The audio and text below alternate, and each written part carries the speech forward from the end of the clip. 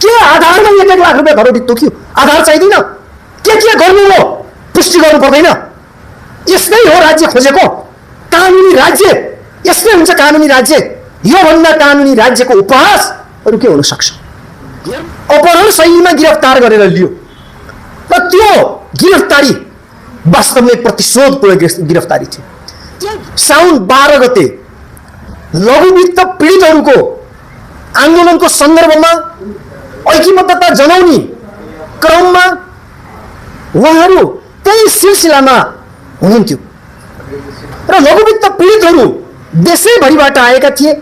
त्यो माइतीघर मण्डलमा उहाँहरूको उपस्थिति थियो र त्यहाँ साथीहरूले पीडितहरूको निम्ति साथीहरूले त्यहाँ पहल गर्नु, साथीहरूले त्यो ढङ्गबाट त्यहाँ आफूले भूमिका निर्वाह गर्नु हो। तर राज्य यस्तो ढङ्गबाट प्रस्तुत भयो।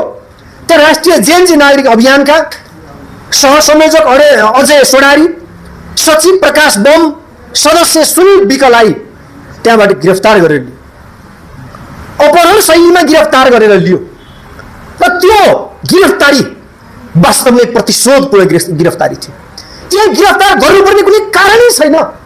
त्यहाँ कुनै न तोडफोड गरेको छ गिरफ्तारी गर्नको निम्ति कि तोडफोड गरेको हुनु पर्यो? शान्ति सुरक्षामा खलल ल्याउने, शान्ति सुरक्षामा खलल ल्याउनको निम्ति के गर्नुपर्ने? तोडफोड गर्नुपर्ने होला? है कसैलाई आक्रमण गरेको हुनुपर्ने होला? कोही चाहिँ कसैलाई चाहिँ तपाईँको हानि नोक्सानी पुर्याएको हुनुपर्ने होला? कहाँनिर पुर्याएको छ त्यो प्रमाण चाहिन्छ नि। प्रमाण दियोस् न यो राज्यले कहाँ पुर्याएको छ, त्यहाँ कसलाई त्यहाँ चाहिँ हातपात गरेको छ, कहाँ तोडफोड गरेको छ र केमा हानि नोक्सानी पुर्याएको छ? कसरी शान्ति सुरक्षामा खलल भयो? कसैले आवाज उठाउँदैन, कोही सहभागी जनाउँदैन, कसैले ऐक्यबद्धता जनाउँदैन। तपाईँको त्यहाँ कसरी शान्ति सुरक्षामा खलल आउने काम हुन्छ? म आफै पनि निकै लामो समय राजनीतिक आन्दोलनमै छु। म झन् 25 वर्षको राजनीतिक आन्दोलनमा मैले निकै आरोह अवरोहहरू पार गरेँ। मैले निकै त्यसलाई घोट्लिएर हेरेँ। त्यस्तो चाहिँ पहिलो पटकको घटना। म आफू अखिल क्रान्तिकारीको केन्द्रीय अध्यक्ष पनि भएँ। त्यति बेला धेरै सङ्घर्षका कार्यक्रमहरू हामीले गरेका थियौँ, धेरै गरेका थियौँ। तर यस्तो पहिलो पटक भएको मलाई के अनुभूति भयो? राज्य चरम फाँसीवादीतिर गयो भन्ने अनुभूति हुन्छ, चरम तानाशाही भयो भन्ने अनुभूति हुन्छ र चरम अराजक भयो भन्ने अनुभूति हुन्छ। यो घटनाले त्यो पुष्टि गर्छ। बिना कारण केही नगरिकन अपहरण शैलीमा गिरफ्तार गरिएको छ, राखिएको छ त्यहाँ। आज 10औं दिन भयो, हिजो 9औं दिनको दिन के गरियो?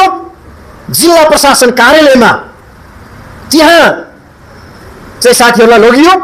लगिसके पछाडि 10-10 हजार रुपियाँ धरौटी चाहिँ तोकिएको छ भन्ने खालका त्यहाँ हल्लाहरू बाहिर आए। त्यसो भइसकेपछि हामी मसँगै पनि के हो त विषयवस्तु भनेर जिल्ला प्रशासन कार्यालयका प्रमुख अर्थात् सिडिओसँग हामीले गएर त्यहाँ भेट्यौँ र भन्यौँ। त्यहाँ छलफल चलिराखेको थियो। उहाँको त्यो शैली देख्दाखेरि बडा ताजुब लाग्यो, क्या बडा गजब पनि लाग्यो। उस्तै पर्दाखेरि यो देशको राजा नै म जस्तो चाहिँ काठमाडौँ जिल्लाको सिडिओलाई चाहिँ त्यो भान भएको रहेछ, त्यस्तो लागेको रहेछ, गजब लाग्यो। हामी त धेरै भोगेका छौँ, यस्ता सिडिओहरू, सचिवहरू र मन्त्रीहरू पनि धेरै भोगेका छौँ, भोगेर आएका हो, हिस्ट्री हेरे हुन्छ। तर एउटा सिडिओ, एउटा सहसचिवको फुर्ती देख्दा गजब लाग्यो। ओहो, राजा नै मै हो कि जस्तो पो त्यो चाहिँ दम्ब छ। उहाँले के भन्नुभयो? मैले सुने तपाईँहरू तल जानुहोस्। कसले भन्यो 10 हजार तोक्यो भनेर भन्नुभयो? त्यहाँ प्रश्न उठ्यो र अनि मैले सुने तपाईँहरू तल जानुहोस् भन्नु। अनि तल एकछिनपछि के आउँछ आदेश? जनै 1-1 लाख रुपियाँ धरौटी खुल्यो भनेर त्यहाँ आदेश आउँछ। हेर्नुहोस् है, जनै 1-1 लाख रुपियाँ। अनि त्यहाँ चाहिँ के लाग्यो भने होइन चाहिँ मजाक पो गरेको हो कि जस्तो लागेको। त्यो त कोही त्यो हुँदै हुँदैन। अनि आएर हेर्दाखेरि त त्यो लिखित रूपमा त्यो देखियो। अनि त्यसले त निकै छोयो। पछि फेरि सिडिओसँग कुरा गर्नु पर्यो भनेर हामी त्यहाँ गएको। बिचरा ती प्रहरी भाइ होइन होइन होइन होइन अफिस टाइम सकियो, भोलि 9 बजीपछि आउनु पर्यो, होइन होइन भन्दै यसो गरेर बार लगाउने जसरी चाहिँ बिचरा ती प्रहरी भाइ चाहिँ त्यहाँ उभिराख्नु भएको छ। उहाँले त्यसो भन्नुहुन्छ। अब हामीले बिचरा ती प्रहरी भाइलाई अरू थप के भन्ने? त्यसो भइसके पछाडि यस्तो खालको गतिविधि त्यसले के देखाउँछ भने म सबैभन्दा मैले जे गरे पनि हुन्छ, म कानुन पनि मै हो, मलाई जे मन लाग्यो त्यही गरे हुन्छ भन्ने मनगत साँडे जस्तो जे मन लाग्यो त्यही गर्ने त्यो पुष्टि भयो। के आधारमा 1-1 लाख रुपियाँ घरौटी तोक्यो? आधार चाहिँदैन? के गर्नु हो? पुष्टि गर्नु पर्दैन? यस्तै हो राज्य खोजेको? कानुनी राज्य यस्तै हुन्छ। कानुनी राज्य योभन्दा कानुनी राज्यको उपहास अरू के हुन सक्छ? हेर्नुहोस् त, आज त्यसो भइसकेपछि आज सबैतिर हेऱ्यो अस्त व्यस्त छ। तपाईँ जहाँ हेर्नुहोस्, आज शिक्षा क्षेत्र हेर्नुहोस्, शिक्षा क्षेत्रमा त्यतिकै अस्त व्यस्त छ होइन?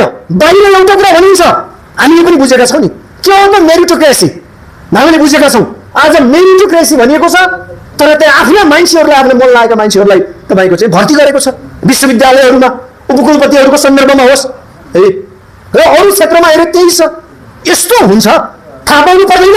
स्वयं गृहमन्त्रीजीकै सन्दर्भमा उहाँले राजीनामा दिनुभएको थियो।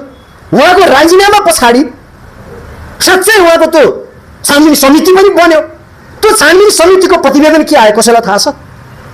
थाहा पाउनु पर्दैन, मिडिया मार्फत आउनु पर्दैन, जनताले थाहा पाउने त्यो जनताको अधिकार होइन, त्यो हो नि। आयो आज एउटा स्टन्टमा, एउटा हल्लामा, एउटा लहरमा, कुनै अफवाहमा मुलुक चल्दैन।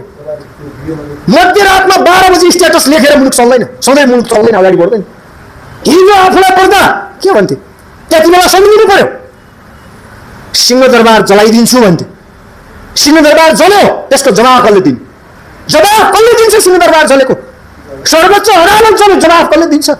हाम्रा धर्महरू जले, हाम्रो इतिहास जल्यो, त्यसको जवाफ कसले दिन्छ? जवाफ चाहिँदैन। सबै नागरिकको, कसैको बाउको वीरता पनि होइन, कसैको बाउको बपुती हो।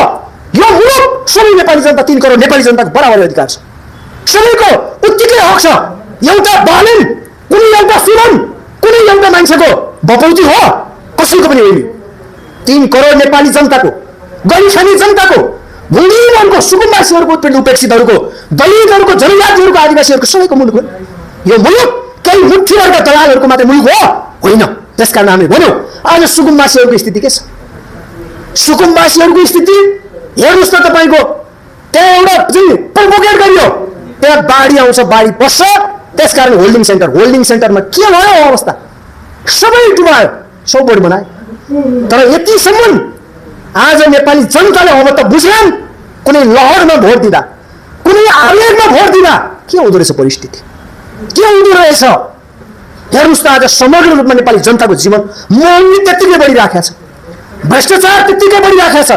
हेर्नुहोस् त BYD गाडी प्रकरणमा खै त छान्ने, कहाँ पुग्यो त छान्ने? त्यसको जवाब खै? 2 अरब भन्दा बढीको घोटालाको जवाब खै कहाँ गयो? हरेक ठाउँमा हिजो नेपोटिजम र बेबोटिजम भन्दै चाहिँ नेपोटिजमको खुब नारा लाग्यो। आज के भइराखेको छ? यही खोज्या हो। त्यसो भएको हुँदाखेरि आज अरू चाहिँ तपाईँको हिजोको घटनासम्म आइपुग्दाखेरिको स्थितिले के पुष्टि गर्छ भने सरकार कस्तो खालको सरकार, जे मन लाग्यो त्यही गर्ने, कोही नभएको यस्तो पनि हुन्छ। मुलुक चल्छ यसरी।